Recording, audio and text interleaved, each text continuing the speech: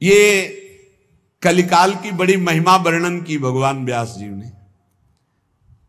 जो फल सतयुग में 10,000 वर्ष ब्रह्मचर्य रहकर दोनों हाथ उठाकर दाहिने पैर के अंगूठे के बल खड़े होकर भजन करने से मिलता था, ध्यान दीजिए कितना कलयुग का कृपा प्रसाद है। कलयुग को बहुत बुरा कहा जाता है, तो ये बात पक्का समझो, दो पक्ष सब में होते हैं, कृष्ण पक्ष और शुक्ल पक्ष, एक अंधेरे का पक्ष एक प्रकाश का।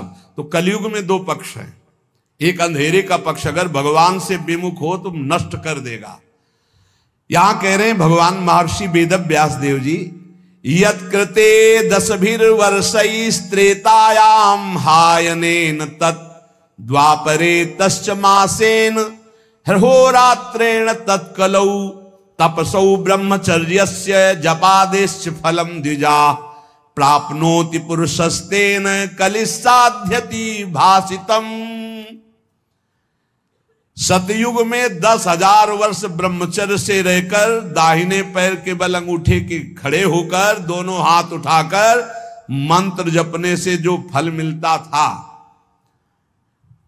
वह त्रेता में 1 वर्ष ऐसी साधना, द्वापर में 1 मास 1 महीने, और कलयुग में 24 घंटे नाम कीर्तन करने से वो फल प्राप्त हो जाता है। सतयुग में 10,000 वर्ष तक, सोचो कितना बड़ा। कलयुग जैसा कलयुग समयुग आन नहीं, जो मन कर विश्वास, जो नर कर विश्वास, बहुत बड़ा लाभ कलयुग। 24 घंटे नाम कीर्तन से वो फल मिलेगा, जो बड़ी बड़ी तपस्याओं से, बड़े बड़ी साधनाओं से। बोले सतयुग बहुत श्रेष्ठ है, द्वापर त्रेता बहुत श्रेष्ठ है, हमें लगता कलयुग बहुत श्रेष्ठ है। धन्य है कलयुग जो 24 घंटे नाम कीर्तन से वो हजारों वर्ष की तपस्या का फल प्राप्त करा दे। भगवान व्यासदेव जी कहते हैं, मैं कलयुग की पूजा करता हूं, मैं उसे सर्वश्रेष्ठ कहा कि सतयुग में ध्यान, त्रेता में यज्ञ, द्वापर में देवार्चन, ध्यायन कृते यजन यज्ञ त्रेतायाम द्वापरेर्चयन यदाप्नोति तदाप्नोति कलौ संकीर्त केशवम। जो सतयुग में ध्यान से, त्रेता में यज्ञ से, द्वापर में पूजा करने से मिलता था, कलयुग में केवल नाम कीर्तन से फल मिल जाता है। इसीलिए नाम संकीर्तनम यस्य सर्व पाप प्रणाशनम। कलयुग में सबसे बड़ी साधना नाम जप करो, नाम कीर्तन करो, लीला चरित्र गाओ, लीला चरित्र सुनो। जो इस कलयुग में अपना कल्याण नहीं कर पाया तो फिर और युग में कल्याण करना बड़ा कठिन। अंगूठे के बल खड़े होके देखो, कई मिनट खड़े रहोगे।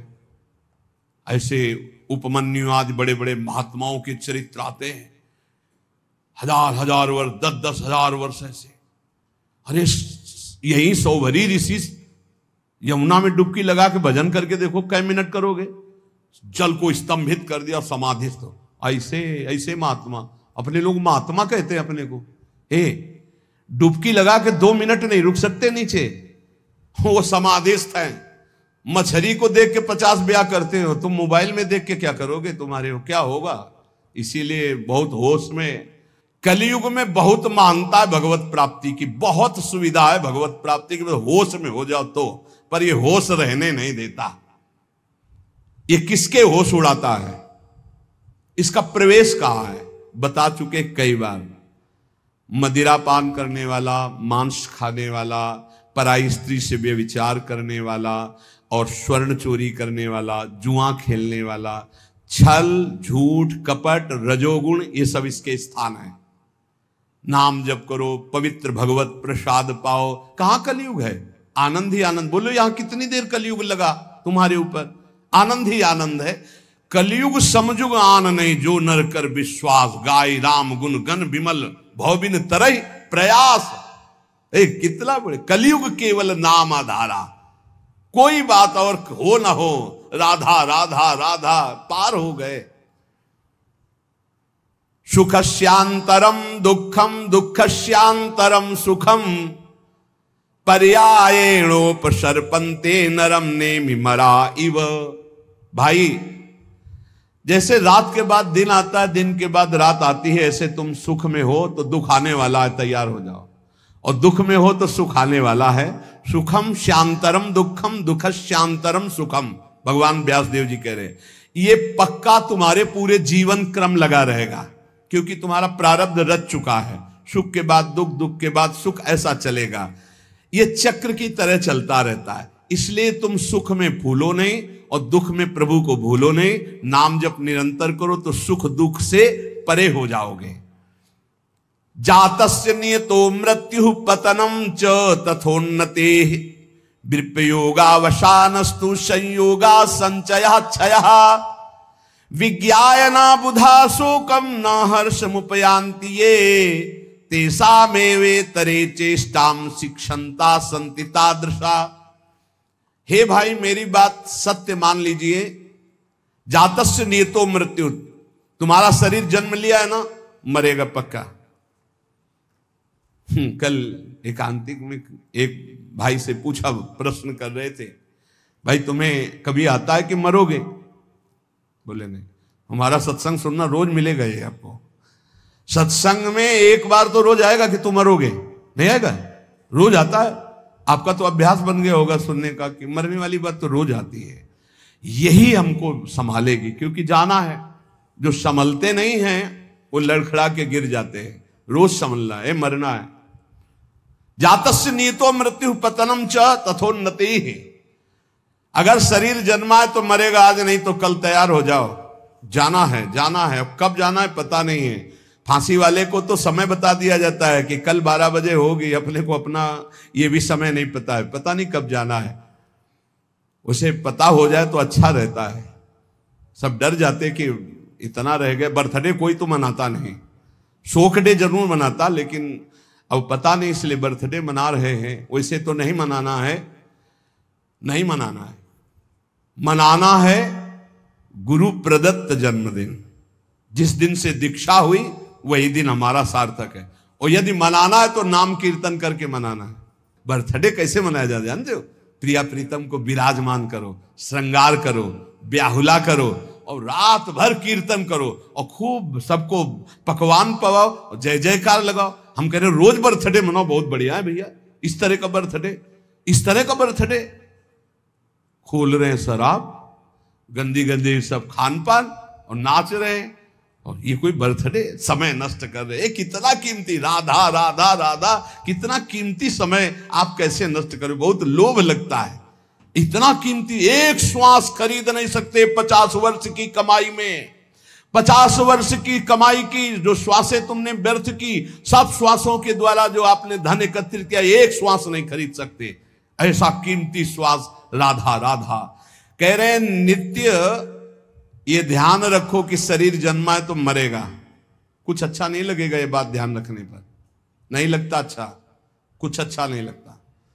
बस यही लगता है कि एकांत हो जाए, कितना भजन कर ले, बस यही सार्थक है। जीवन की सार्थकता नाम जप कर लो। मरना है यार, कोई साथ नहीं जाने वाला। और आपको अनुभव की बात बता रहे, सब अपने लिए तुमसे प्यार करते, तुम्हारे लिए कोई प्यार नहीं करते। किसी ने हमसे कहा कि आपको तो बहुत लोग प्यार करते हैं। हम कहा आपकी नजर में, हमारी नजर में नहीं। वो कहा क्यों, आपको ऐसा क्यों नहीं लगता? हम कहा हमें इसलिए नहीं लगता कि सब अपने लिए हमें प्यार करते हैं। हमारे लिए तो प्रिया जो प्यार करते हैं, सिर्फ प्रिया जो, वो हमारे लिए प्यार करते हैं। सब अपने लिए, हमारे लिए नहीं। हमारे लिए तो प्यार करते तो पहले भी प्यार होता ना, नहीं हुआ। हमारे लिए तो प्रिया जो पहले भी प्यार करती थी, अब भी प्यार करती है, और वो करती ही रहेंगी क्योंकि उनका स्वभाव है ऐसा। संसार का प्यार भगवत समर्पण करने के लिए हमें मिल रहा है।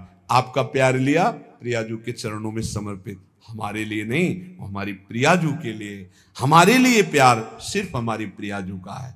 आप प्यार करते हैं प्रियाजू के लिए, आप प्यार करते हैं, उस प्यार को प्रियाजू के चरणों में हम चढ़ाते हैं। वो प्यार मेरे लिए नहीं, वो प्रियाजू के लिए, जिससे आपको प्रियाजू कृपा करके प्यार करें, आपका दुख नाश करके परम सुख प्रदान करें। तो हे भाई, जिसका जन्म हुआ उसकी मृत्यु निश्चित है, और जिसकी आज उन्नति है कल उसकी मृत्यु, उसका विनाश, उसका पतन। यही खेल है मृत्यु लोक का। ये बात परसों सत्संग में कही थी। पहले ये नहीं था और बाद में भी ये नहीं रहेगा। हे अर्जुन, ये बीच में दिखाई दे रहा है, इसलिए इस पर विश्वास नहीं। कभी भी उन्नति को उन्नति रूप में स्थायी कहीं नहीं पाया गया, वो अवनति में आई।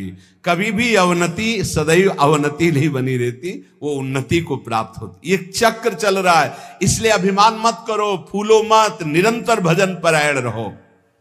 मोहादधर्म या कृत्वा पुनः समनुतप्यते मना समाधि संयुक्तो नशा सेवते दुष्कृतम। ये जो मोहवश अपने शरीर को अविनाशी मान करके पापाचरण करते हैं, ये सच्चे हृदय से प्रायश्चित कर ले, नहीं तो नष्ट हो जाएंगे।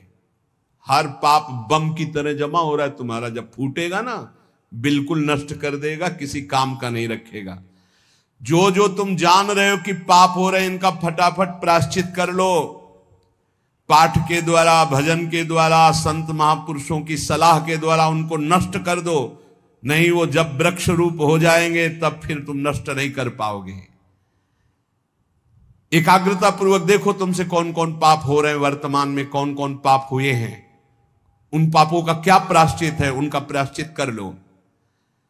यथा यथा मनस्तस्य दुष्कृतम कर्म गर्हते तथा तथा शरीरम तु तेना धर्मेण मुच्यते। जैसे जैसे आप जलोगे अंदर से, अरे कैसे पाप हो गया, कैसे हटे, हे भगवान मैं बहुत परेशान हूं, ये नीच मन मुझे बहुत जला रहा, रो लिया, पाप नष्ट हो गया। ड्रामा नहीं, असलियत में जैसे जैसे तुम उस पाप कर्म की निंदा करोगे, अंदर से धिक्कार है, धिक्कार है, कैसे हो गया मेरे से, प्रभु कैसे हो गया, नाथ मुझे बचाओ, ये अंदर जलोगे तो कह रहे हैं वो पाप कर्म नष्ट होना प्रारंभ हो गया, त्यों तुम्हारा शरीर निर्मल होना शुरू हो जाएगा।